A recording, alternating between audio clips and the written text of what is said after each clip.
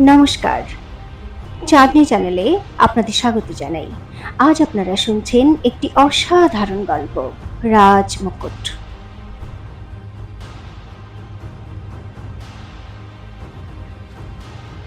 কিন্তু মহারানী মা, অনেকক্ষণ চুপ করে থাকার পর ঘাবড়ে গিয়ে সোনাল জিজ্ঞাসা করল, বাইরে তো আপনি পরেও যেতে পারবেন মহারাজের অনুমতি নিয়ে?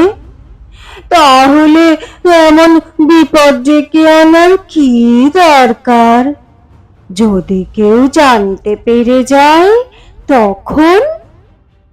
চন্দ্রাবতী সোনালের মুখের ভাষা পড়তে পড়তে কর্কশ স্বরে বলল, সোনাল, আরো কিছু কারণ আছে, যা তোমাকে সময় এলে বলবো।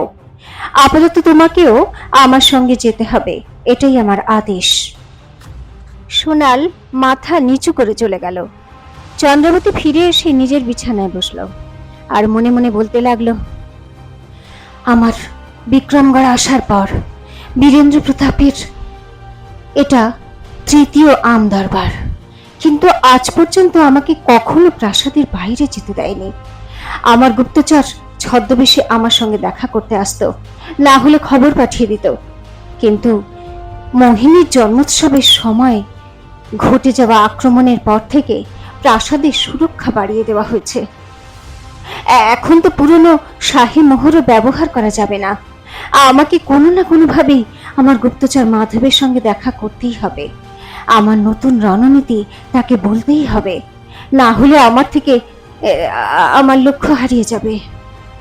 মাধব হলো সেই গুপ্তচর যে কালকুঠুরিতে নকল শাহী মোহর রেখে গিয়েছিল।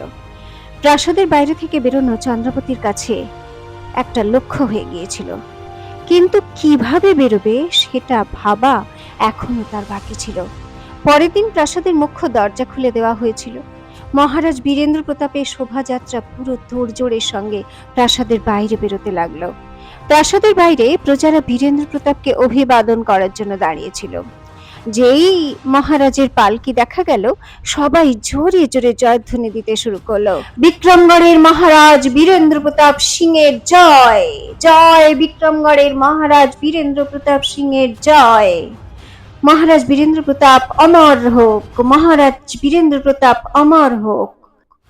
জয়ধ্বনি খুব সাধারণ রাখা হতো, যাতে সাধারণ প্রজার কোনো অসুবিধা না হয়। এবার বীরেন্দ্র প্রতাপের পালকিতে ওর সঙ্গে ওর প্রিয় রানী মোহিনী বসেছিল, আর অন্য পালকিতে রাজকুমার সূর্যপ্রতাপ, রাজবৈদ্য অতনু আর রাজার দেহরক্ষক সুমন্ত ছিল। পালকির সামনে পিছনে ঘোড়সওয়ার আর পায়ে হাঁটা সৈনিকের দুটো তিনটে ছোট ছোট দল ছিল। প্রাসাদের সৈনিকদের শেষ ভাগটা বেরিয়ে যাওয়া মাত্র প্রাসাদের দরজা বন্ধ হতে যাচ্ছিল। সেই সময় হঠাৎ দুজন সৈনিক দৌড়ে এসে ওই শেষ সৈন্যদলে যোগ দিল। তাড়াতাড়ি চলো বুদ্ধ, তাড়াতাড়ি চলো, না হলে সৈনিকদের আমাদের প্রতি সন্দেহ হয়ে যাবে। এক সৈনিক আর এক সৈনিকের হাত টানতে টানতে আস্তে আস্তে বলল। ওই দুজন সৈনিক আর কেউ নয়, চন্দ্রাবতী আর সোনাল ছিল।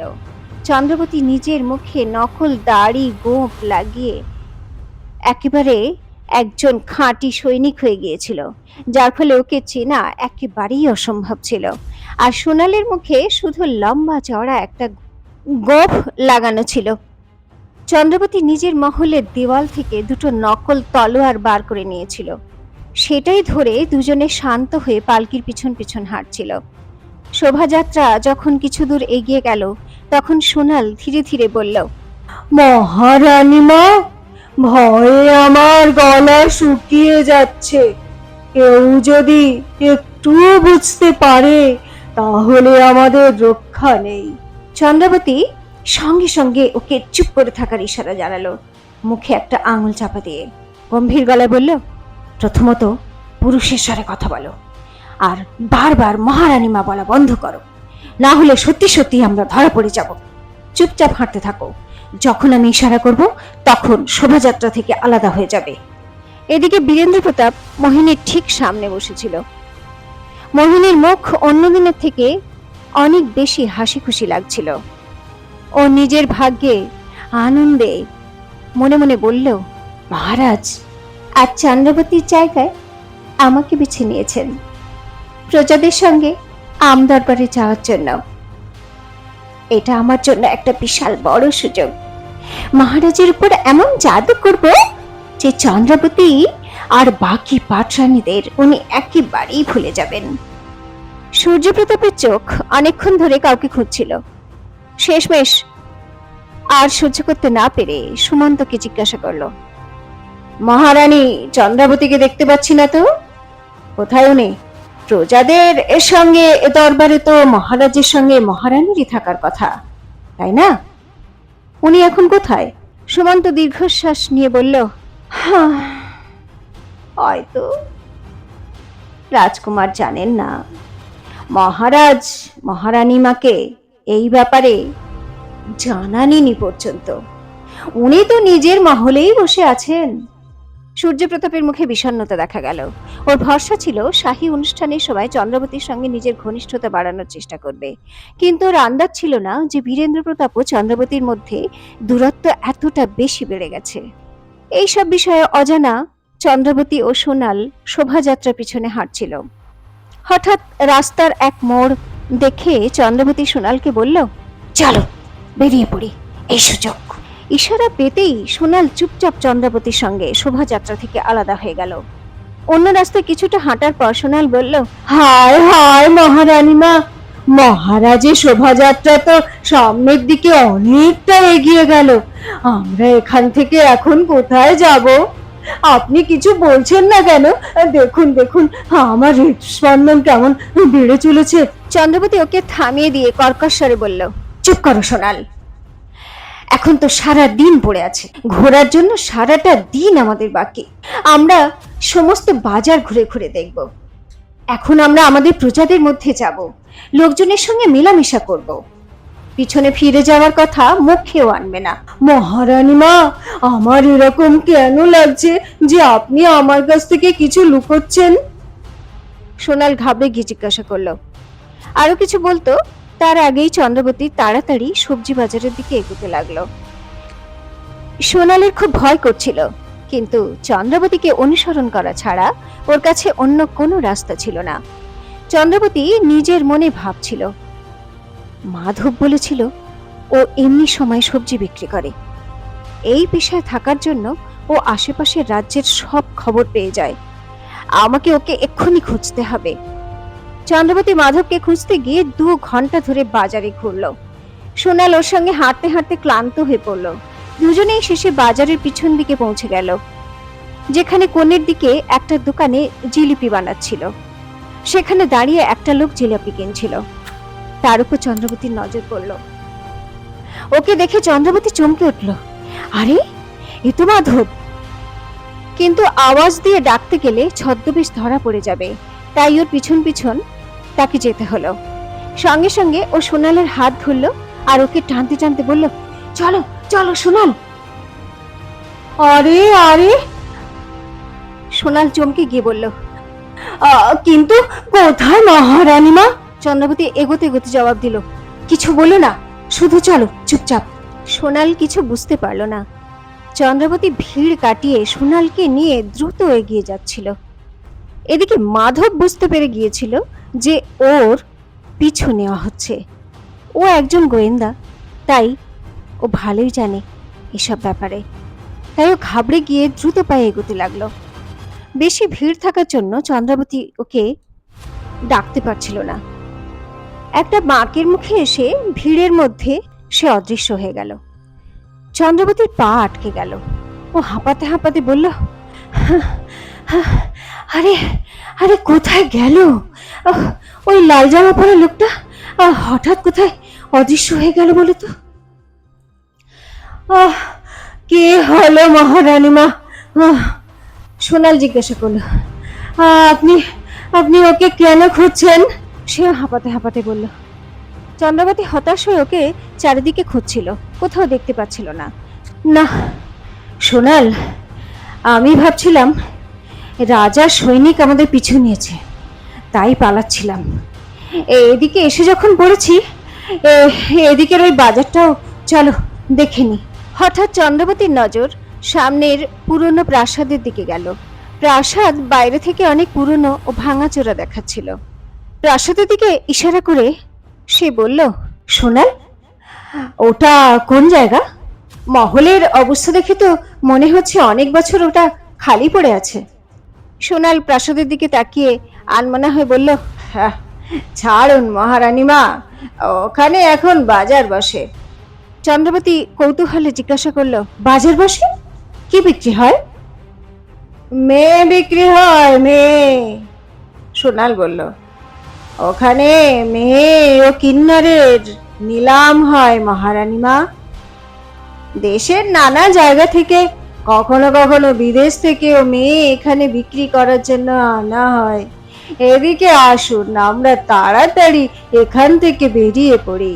আমাদের যদি কেউ এখানে চিনে ফেলে তো হাঙ্গামা হয়ে যাবে। রাজ পরিবারের কারোর এসব দিকে দেখা উচিত নয়। চলুন চলুন, তাড়াতাড়ি আমরা এখান থেকে চলে যাই। না সোনাল, আমি ভিতরে যাব। চন্দ্রবতী নিজের সিদ্ধান্ত জানালো। যা শুনে সোনালের পা থেকে মাটি সরে গেল। ও নিজের বুকে হাত রেখে বলল, হ্যাঁ, এ আপনি কি বলছেন মহারানী মা? আপনি ভিতরে যাবেন? কিন্তু কেন? চন্দ্রবতী দীর্ঘশ্বাস নিয়ে বলল, হ্যাঁ, আমার রাজ্যে এইরকম একটা জায়গাও আছে যেখানে মেয়েদের নিলাম করা হয়।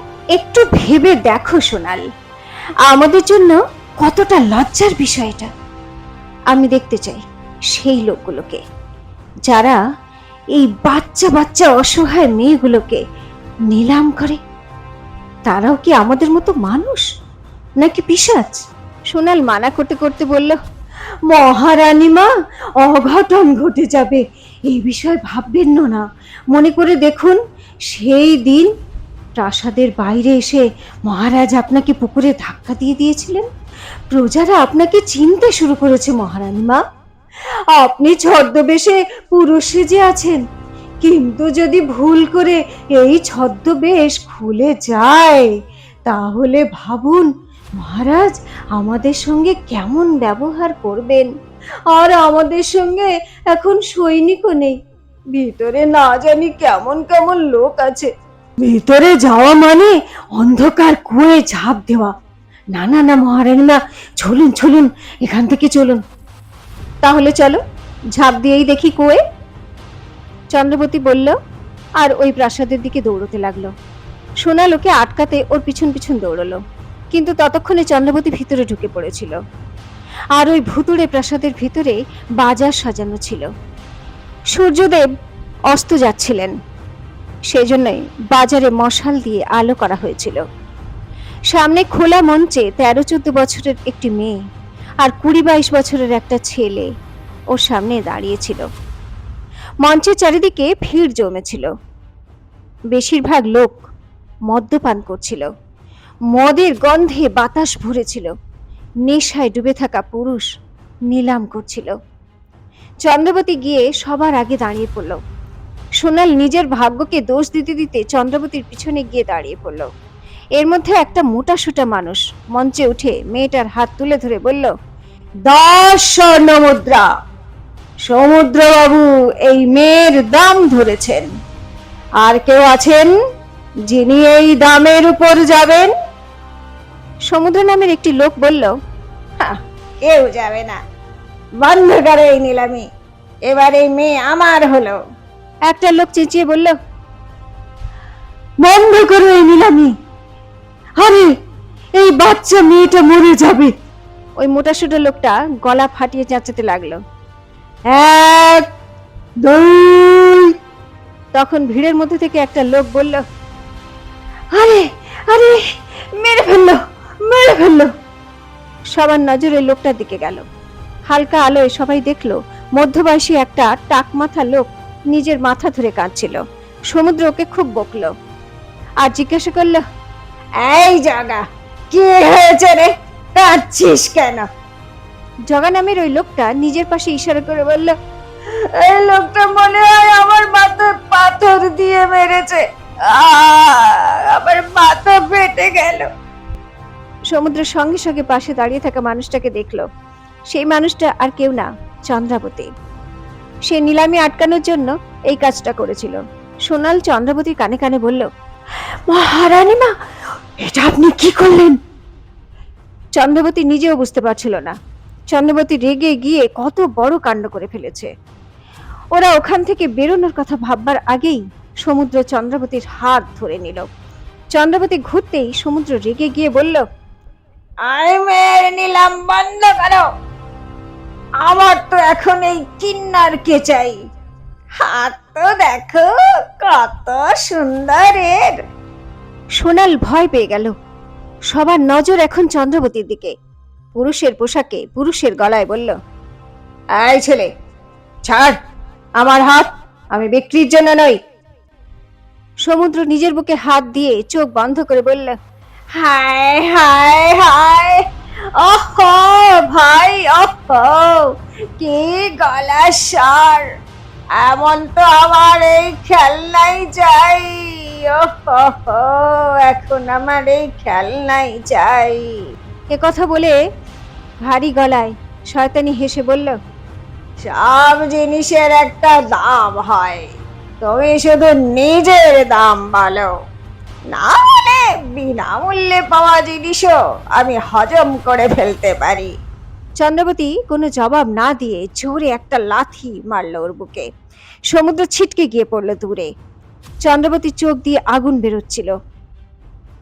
পিছনে থাকা সোনাল নিজের মাথা চাপড়াতে লাগলো। সমুদ্র মাটি থেকে উঠতে উঠতে বলল, দেখছো কি, ধরো ধরো একে। সমুদ্রের আদেশ পেয়ে দুটো মোটাসোটা গুন্ডা চন্দ্রবতীর দিকে ঝাঁপিয়ে পড়ল। চন্দ্রবতী দুপা পিছতেই একটা লোক মাটিতে পড়ল। দ্বিতীয় গুন্ডার কলার ধরে ঘুষি মারল। ওই মানুষটা শব্দ করে পড়ে গেল। সোনাল চন্দ্রবতীর হাত ধরে বলল, মহারানী মা, চলুন চলুন, না হলে এখানে হাঙ্গামা হয়ে যাবে। কিন্তু পলকের মধ্যে সমুদ্র উঠে চন্দ্রবতীর হাত ধরে ফেলল। চন্দ্রবতী আবার ঘুরিয়ে ওর গলায় এমন লাথি মারল, ও আছাড় খেয়ে মুখ থুবড়ে মাটিতে পড়ে গেল। এতক্ষণে সমুদ্রের গুন্ডারা চন্দ্রবতীকে ও সোনালকে ঘিরে ধরেছে। চন্দ্রবতীর লড়াই ছাড়া কোনো বিকল্প পথ ছিল না। ও সুদক্ষ যোদ্ধার মতো কয়েক মিনিটের মধ্যে গুন্ডাদের একেবারে ধরাশায়ী করে দিল। তখনই চন্দ্রবতীর দিকে ঘাবড়ে গিয়ে সোনাল বলল, মহারানী মা, আপনার গোপ। হে ভগবান! চন্দ্রবতী নিজের ভুল বুঝতে পারল। লড়াই করতে গিয়ে ওর দাড়ি গোপ সব পড়ে গেছে। যদি আরো লড়াই করতে থাকি তাহলে তো আমার ছদ্মবেশ খুলে যাবে। চন্দ্রবতী দ্রুত সোনালের হাত ধরে বলল, চলো। গুন্ডারা মাটিতে কাতরাচ্ছিল। তাদের ছেড়ে দিয়ে দরজার দিকে দৌড়লো তারা। তখনই সমুদ্রের আওয়াজ শোনা গেল, আরে আরে, পালাচ্ছিস কোথায় কিন্নার, পালাচ্ছিস কোথায়?